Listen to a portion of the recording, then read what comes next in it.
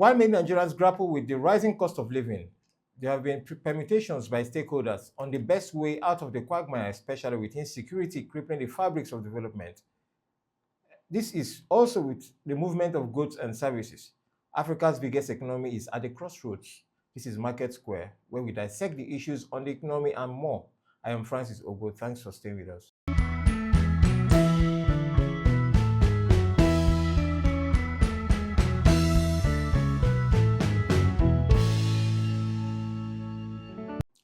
Welcome back. And so on our menu today, we'll be looking at the story of the killer rise in Ogun State and a new declaration by Lagos State government. This is during the commemoration of Governor Sanwo-Olu's second year in office, which has drawn mixed reactions from the public. Let's look at something that happened within the week in Ogun State. Now, fear gripped parts of Ogun State and Lagos as rumors spread about deadly rice allegedly smuggled into Nigeria. Viral voice notes were shared around by consumers against purchasing or eating rice, citing claims of mystical causes and unverified deaths. Despite official denials from Nigerian Customs Service, uncertainty persisted, leaving many hesitant to buy the staple food. The warnings arose from unconfirmed claims that a foreign trader had invoked the spirit of Ogun deity after 2 trucks of rice which she imported were stolen and smuggled into Nigeria. Stolen rice was allegedly smuggled through Idiroko and Ota borders.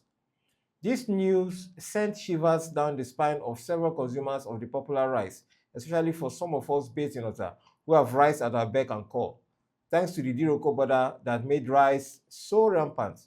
I went round to sample opinions and to find out how many bookers had stopped selling rice or boycotted the produce within the period and found out that it was business as usual. This development, many feel, is a sign that the government should pay more attention to what happens at the borders and that customs should be more objective than focusing on how much money they accrue from uninformed and less influential business owners who only cry and have their goods seized by praying customs and immigration officials. As the saying goes, there's no smoke without fire.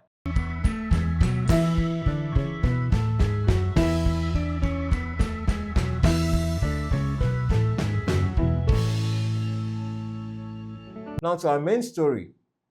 Lagos State government has announced plans to implement monthly and quarterly rent payments to ease the financial burden on residents, particularly those with low incomes. Many Lagosians say this development would ease the perennial challenges faced by residents in saving up enough money to meet the rising annual rent payments often required by landlords. Also, the high commission charges by agents have been an issue of concern. Landlords and property owners frequently point to the increasing prices of construction materials such as cement as justification for the high rents and the preference for annual payment schedules. On this show today to discuss this topic is a property and real estate consultant, Ayodele Adisa. Ayo, welcome to the show. Thank you for having me. All right, so Ewy, we are looking at so many issues around the tenancy issue in Lagos State. Now, as a property consultant, what are the key provisions of the new tenancy law in Lagos State? Yeah, the tenancy law provides is meant to regulate landlord and tenant relationship and establish rights and their responsibilities for both parties. The provision it's on rental payments and rental limits that a landlord cannot demand in excess of 1 year rent from a tenant, and is expected to issue a receipt. And not issuing a receipt will attract a fine of about 100,000 naira. And landlords are expected not to increase rent abnormally. They must increase their rent reasonably for the tenants. And it also talks about landlord obligations, ensure that the property, the apartment you are providing for your tenants are habitable, and there must be responsible repairs and insurance and of all common areas within the property. It also talks about tenant obligations. The tenants are expected to pay their rent on time, and they are expected to avoid causing damage to the properties, because so many tenants believe that when they pay caution fee, it gives them the leeway to probably damage one area of the property or the other. The tenant is not expected to damage the landlord's property. They are expected to take that property as their own. You also talk about dispute resolution. Definitely, in any relationship that is dispute, so the law provides measures in resolving disputes, just as we have mediation centers in every local government of the state. And in situations whereby disputes were not able to be solved in these mediation centers, then the issue is being taken to the court. We also talked about notice period, and eviction. That is, tenants are expected to give, a landlord is expected to give their tenants at least certain period of time for them to be able to plan in living in forfeiting their possession that they have taken at the beginning of their rent. And it law also prohibits forceful eviction, harassment, or illegal seizure of tenant property. So these are the provisions within the Lagos tenancy law. Okay, so anyway, let's look at this. Lagos State is saying tenants can pay monthly and quarterly rentage. What's your view about Yes, this? it's not like it has been actually implemented in the currently the tenancy law the state is currently using is still the Lagos tenancy law of 2011. However, the government is still proposing that it has actually not been implemented. They are still working on that. So in every part of the state, their tenants are still expected to pay 1 year rent, but that is still in the picture. Some people are for and some people are against it because it's still about the same thing. Whether you don't, if you don't, the most important thing about this payment of rent is about if you can plan. It's about planning. You know the amount of money you're supposed to pay at the end of the year. You start planning for it. So there's still more talk about it. It has not been actually implemented in the tenancy law. Okay. So let's how does the law aim to protect tenants and landlords' rights? Yes, the Lagos tenancy law protects both the landlord and also the tenant. It's not only the tenants, please. It also protects the landlord. And the law establishes rental practices. It also outlines procedures for rent increases and evictions, and also provide mechanism for resolving disputes. Now, in terms of rent, a landlord cannot just wake up one day and increase rent. Fine, the law gives landlord the right to increase rent, but not to increase rent arbitrarily or in a way that is unreasonable. Unreasonable in the sense that if peradventure in a particular environment, the rent for a two-bedroom flat is 500,000, and currently the landlord of that area is still charging 200,000 naira. The landlord cannot just wake up and increase his rent to 1 million naira because the rent within that vicinity is 500,000 naira. So the law does not actually give certain percentage of that a landlord can increase rent to, and it doesn't also give the frequency at which the landlord increases his rent. But the law says that it must be reasonable. That is what the law talks about rental practices. Talks about the increases in rent. And the law also protects tenants in the sense that the tenant cannot be evicted anyhow, abnormally. There are process and procedures of evicting, of tenant eviction. The landlord is expected to give a notice to the tenant on when he or she is expected to leave the house. Now, there are notices period for like a yearly tenant. The landlord is expected to give the tenant 6 months.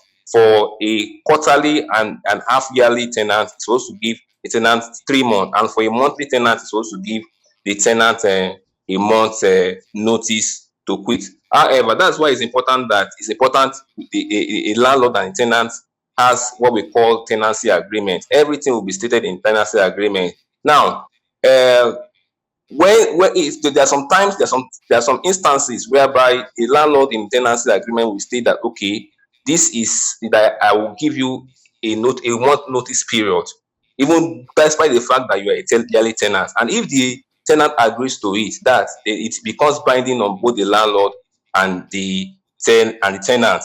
Now the law protects landlord in the sense that it it gives the landlord the right to receive his rent in advance, not in arrears.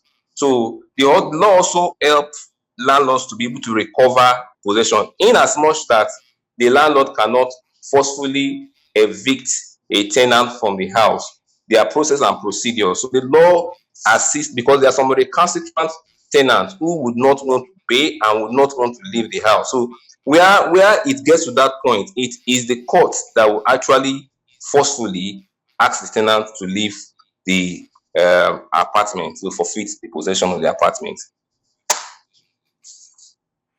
Okay, so you said landlords can actually demand rent payment in Yeah. advance. So what are the limits? Yes, a landlord can expect the rent are expected to be paid in advance, but the tenant is not expected to pay more than a year rent.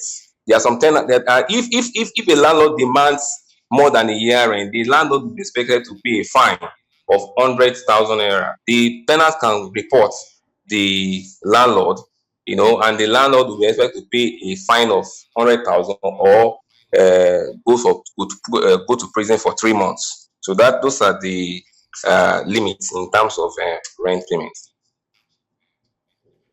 Okay, now let's look at the rent situation in the country. In fact, some states in Nigeria, tenants actually pay double the amount, or maybe higher than the amount they're supposed to pay on the rent as charges for commissions by agents. Your rent is 100,000 naira, and you're paying as high as 200,000 naira for commissions and some unnamed charges. What is your view about this? The issue about, ordinarily, the standard rate for commission agreement is 10%.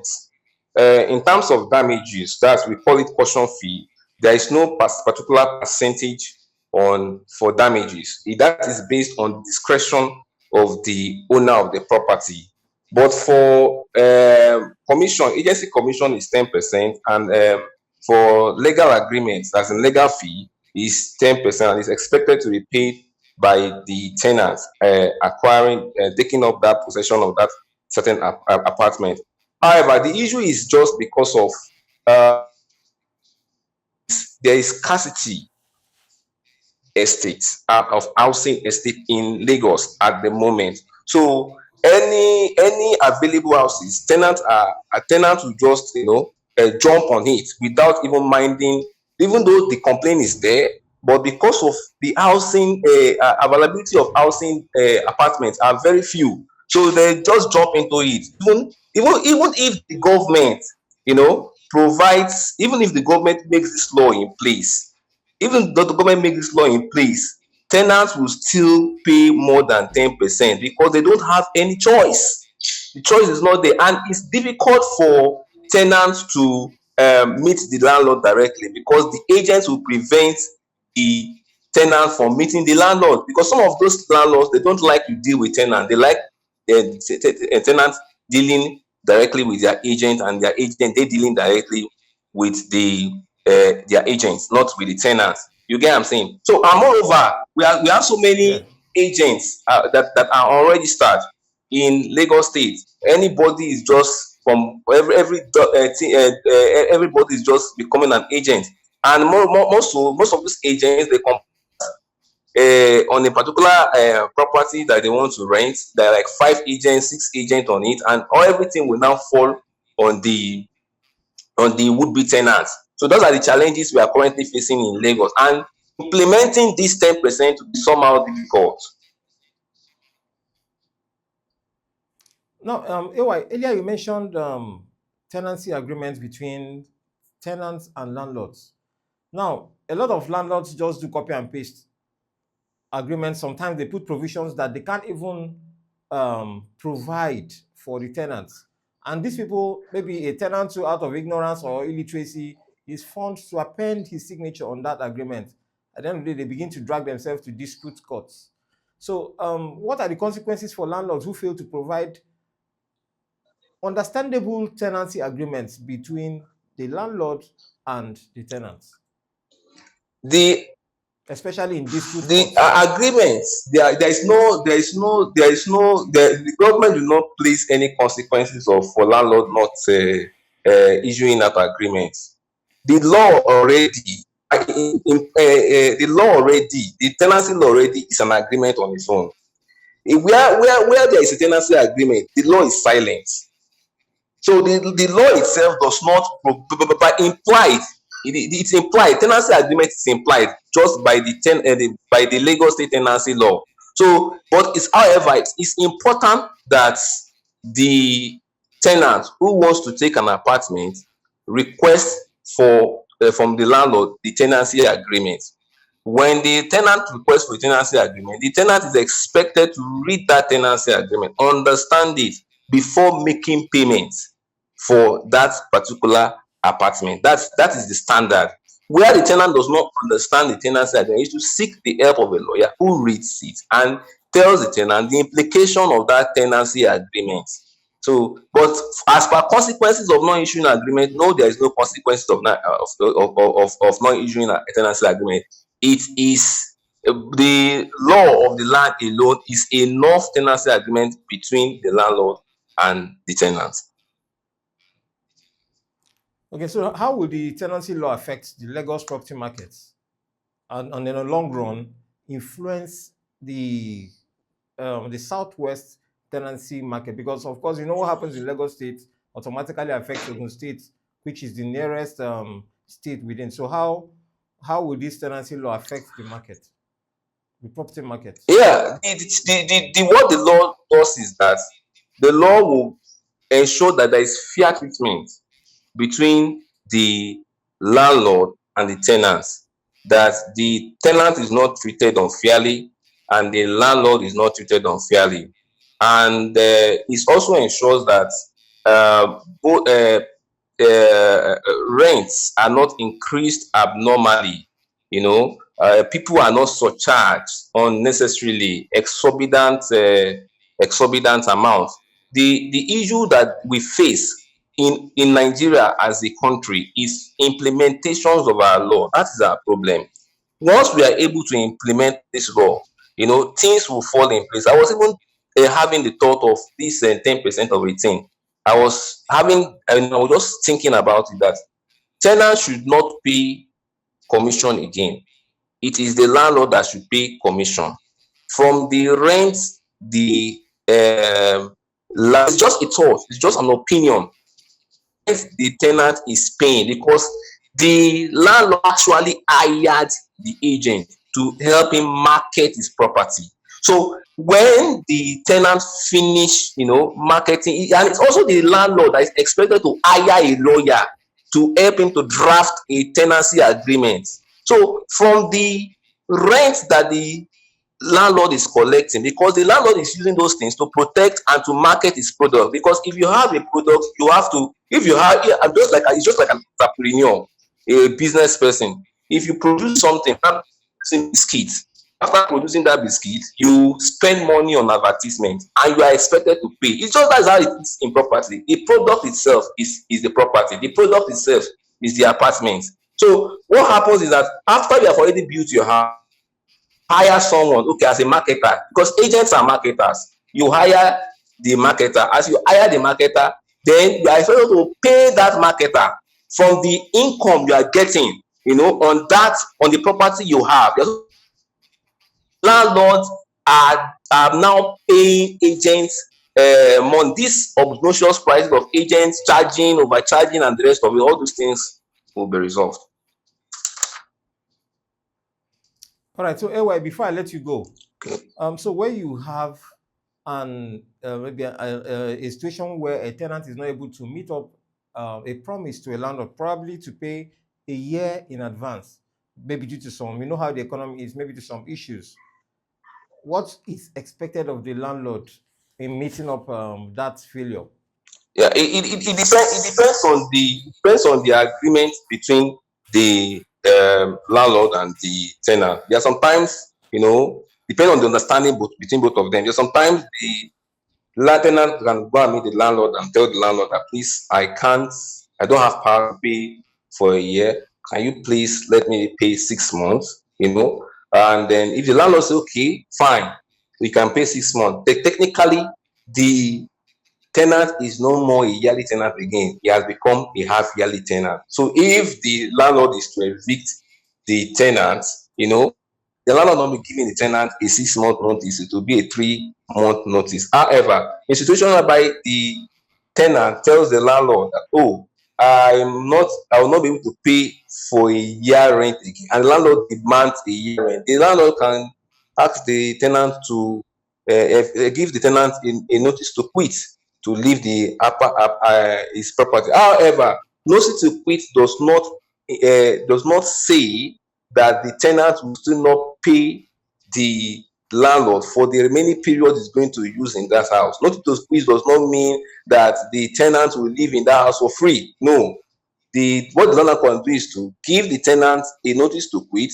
If the notice to quit expires and the tenant is still there and the tenant does not want to leave that place, still not leave that place, he gives him a 7 days notice to recover that property. If it still doesn't go, the person can take the case to the nearest NCCC mediation center, and the issue will be resolved there.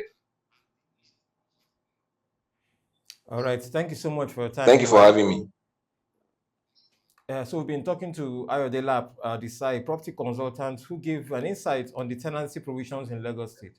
So let's take this break. When we return, we'll look at the numbers. Stay with us.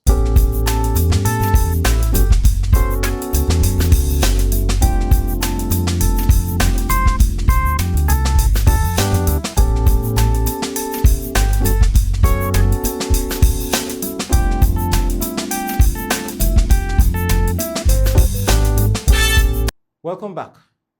Now, the Nigerian Stock Exchange started the new trading week with an 8 billion naira decline in market value despite improvements in trade activity. The All-Share Index dipped slightly by 12.54% on 0.01% to close at 109,697.83. Despite the small loss, the ASI posted a one-week gain of 1.33%. A 4-week gain of 5.63%, and a year-to-date increase of 6.58%. Market capitalization at close stood at 69 trillion, down by 8 billion from the previous close. On the first trading day of the week, a total of 486.1 million shares were exchanged in 28.883 deals, valued at 11.38 billion naira.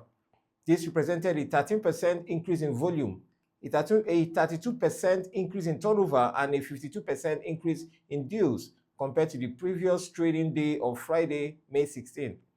127 equities were active on the Nigerian Stock Exchange, with 46 gainers and 23 losers recorded. Ikeja Hotel led the gainers, rising by 10.00% to close at 15.50 per share. Other notable gainers were Tantalizers, which were up by 10%, Better Glass up by 9.98%, and Northern Nigeria Flour Mills up by 9.97%. On the losing side, the Initiates came out last with a decline of 10.00% to 6.12 per share, followed by Associated Bus Company, down by 9.83%, University Press, down by 9.77%, and FTN Cocoa Processors, down by 9.65%. In terms of volume, Access Holdings led with 45.1 million shares traded, followed by Fidelity Bank with 39.4 million shares. Country Trust Holding with 34 million shares, and Qtix with 24.1 million shares.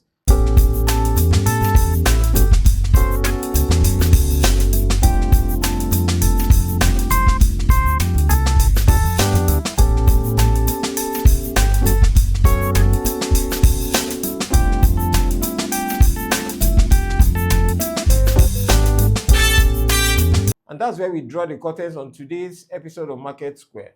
Until next time, stay safe. I'm Francis Ogo.